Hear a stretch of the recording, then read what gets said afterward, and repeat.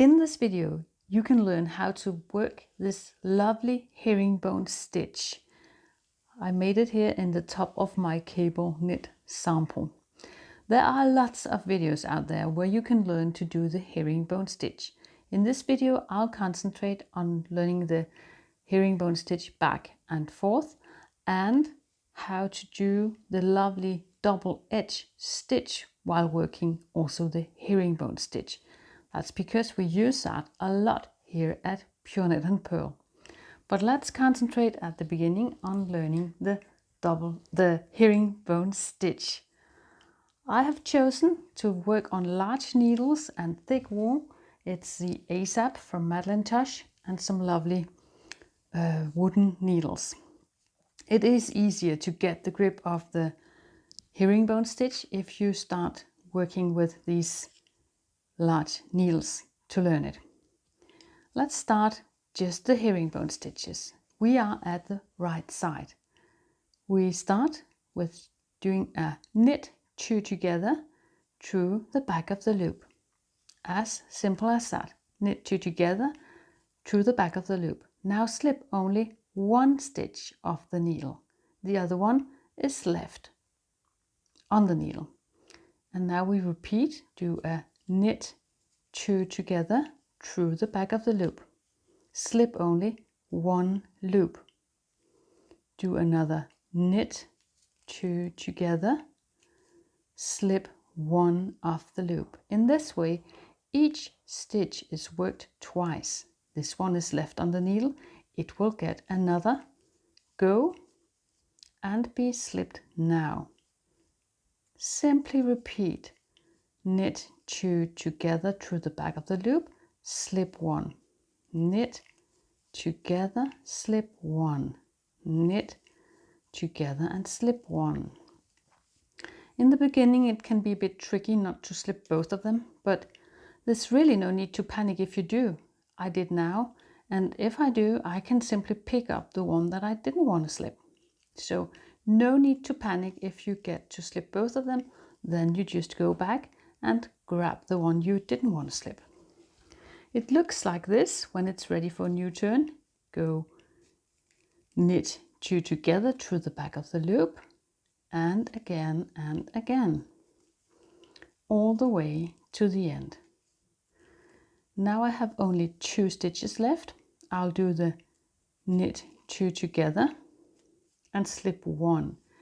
Now when I have 1 stitch left, every stitch on the needle has now been worked twice, and this one should also be worked twice, otherwise it's not fair really. It would be sad. So I knit that one too, so it will not feel cheated. I like to make these little tails to sort of remember to also do the knit at the second time at the loop. You can do whatever you like to remember. Now we turn the work, we are at the wrong side, and already now you can see that something great is going on. On the wrong side, we are doing a purl 2 together. This is a plain purl, it's not through the back of the loop. Simply purl 2 together.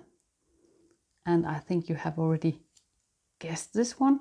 It's slip only one loop off the needle, just as we did at the right side. So continue purl 2 together, slip one, purl 2 together, slip one, purl 2 together and slip. Oh, this is getting tangled. Let's get that one back. Oh, this is simply silly. I'll just slip it and pick up where I left. Now this is the one that I need to pull together. And look, this was the same. No need to panic if it doesn't work. Just pick up the one that hasn't been worked together yet. And then purl 2 together, slip only one. It's a bit hard to see because of the yarn gets in front. Purl 2 together and slip only one stitch of the needle. I don't know how it works for you, but for me it always seems to be a bit more loose at the wrong side. I have to remember to tighten a bit more up on the wrong side, and I'll just do that now and then remember it from here on. I think I'm so concentrated to slip only one stitch so that I forget to do a little bit of tightening up. Purl 2 together and slip only one. I think you can already now feel it makes good sense to do this on fairly big needles, fairly large needles, so that you can easily see what's going on and easily pick up the stitch that you might slip too much if you do. Once you do this on small needles and with fine silk, it is a bit more tricky to see. But then when you have already done it in big wool, you might be more used to it. Now we get to the end. I've got 3 left. I can still do a purl 2 together. And here I can do the purl 2 together and slip 1. I have now 1 left, and remember, it would not be fair if this one would be cheated for its last knit, or purl at least. So it's a purl on that one, so that is also worked twice. Now we have here the herringbone stitches on the wrong side. Turn the work and do the right side. So as you might remember, it was a knit 2 together through the back of the loop, slip only 1, and do that all the way to the end. Let's meet when there are 3 stitches left on the needle.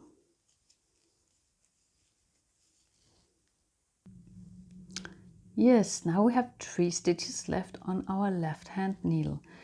From now on we'll do the double edge stitch at the edge of this needle, of this work actually. So now we have to look upon our work and say the herringbone stitches are all the stitches in between here. The edge stitches out here we leave for working edge stitches. So now I have my last herringbone stitch is this one. I'll do a knit 2 together through the back of the loop, slip 1, and then this is the last herringbone stitch, so it will have its number 2 knit as well, not to become sad. Yeah, here we get to the end. This is now the edge stitch, and we'll do as we always do with double edge stitch. We'll pick up the loop before last stitch like that. We will slip that one purlwise with yarn in front and the stitch as well without working them. So they're slipped, not worked. Now we've done with this right side, and we turn around the work, and now we do the double edge stitch, the finish of it, and that is always, whether it is right side or wrong side, it's always a knit together through the back of the loop. And remember to do it very loose, because you need to have enough yarn to pick up a loop when you get there next row. So a lovely loose edge stitch will be a beautiful edge stitch. It's a bit uncommon in knitting. And now this is then the herringbone stitches. They'll be purl 2 together, slip 1, purl 2 together, slip 1. You might have noticed that I carry my yarn at the front of the work when I do purl stitches. I think to me that works so much better. Now I have to be sure not to do this too loose. I'll purl together and slip only 1, slip 1, and so on and so on. Now when we get to the end, again, it's important to learn to look upon your knitting and see this is the edge stitch, this is the last herringbone stitch. So we'll now do a purl 2 together on the herringbone stitch, and also a second purl on the last herringbone stitch. Now we're all done with the herringbone stitch, and it's sort of stopped. There's no yarn hanging. We'll then do a pick up the loop before last stitch. I would say that's the one. Slip that one purlwise, yarn in front, slip stitch, purlwise, yarn in front, turn, work. And now we do a knit. These two belongs to the edge stitches. We'll do the knit two together through the back of the loop and make a long loop here. Now you can already now see these two loop and stitch will be lying shoulder by shoulder. It's important to learn to look at that as well. Now we do the right side herringbone stitches, which is knit together through the back of the loop. Do that all the way to the end. We'll meet there. I have now 3 stitches left on my needle. This is the edge stitch and this is the last herringbone stitch. I'll do a knit 2 together, slip 1. I'll do the second knit on the last herringbone stitch, and then I'll do a pick up the loop before last.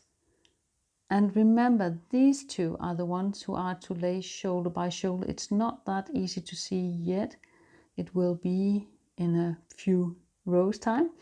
So we are to go before these two. They are not to be disturbed. It's like good old friends lying shoulder by shoulder. You should never go between friends. Another little tale I like to remember how to do the stitch. Never go between friends. Look, they are lying here shoulder by shoulder, and we should never go between them. I'll now do a few more rows so that you can see how beautiful the edge stitch is to end the herringbone stitch sides. I will just show you one more time with the edge stitch. Here you see shoulder by shoulder. So pick up the loop before that, never in between. And slip purlwise, loop and stitch, turn around. And the knit together is not done until you have turned around the work.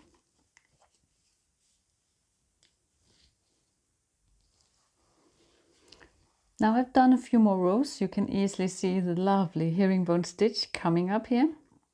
And you can see how beautiful it's surrounded by the double edge stitch. Really ends this very beautiful like this as well. The shoulder by shoulder good old friends edge stitch sort of frames this very beautiful. We use this this herringbone stitch a lot here at Pure Knit Purl because we like to do neck bands that are firm and beautiful and stays the way they started out. And here at the jumper called Aurora Polaris, we have this neck band done in herringbone stitches, as you might see here. When we do that, it's worked back and forth, and we do then also do the edge stitch to have a lovely edge to work on from. Here at the Aurora Polaris, we have done a band or a trim at the end out here. It's at the back or at the front, if you like. And because we have this lovely edge stitch, then the back side of it, the wrong side of this jumper, is also very nice because we have this edge stitch to pick stitches up from once we work this trim. We have also used this herringbone stitch in silk, and because silk is so slippery and soft, here it really makes sense to do an edge in herringbone stitches because it will keep that way. It will not grow as silk edges otherwise tend to do. And here you can also see it's also done back and forth, and we have this edge stitch here in very thin wool to line up the end, and this is really all you need. When you do the edge stitch, you don't have to do any other edge afterwards, and that's what we like. It's got this lovely ending here with the double edge stitch. Yeah, feel free to investigate more of our jumpers with the herringbone stitch. The last one I would mention is here the Turtle Traveler, made in the red color from the red book. Here we also use the herringbone stitch at the beginning at the top. It is a top down as the others as well. Here it's really to keep the jumper tight and strong in the edge, you can't really see the herringbone stitch. It's just worked twice at the beginning. It is a bit tricky, but it ensures that the jumper stays how it's meant to be all the way through the wear. Have fun with herringbone stitch, and if you like to see more about the double-edged stitch, I've made dozens of videos of it. Hope to see you out there.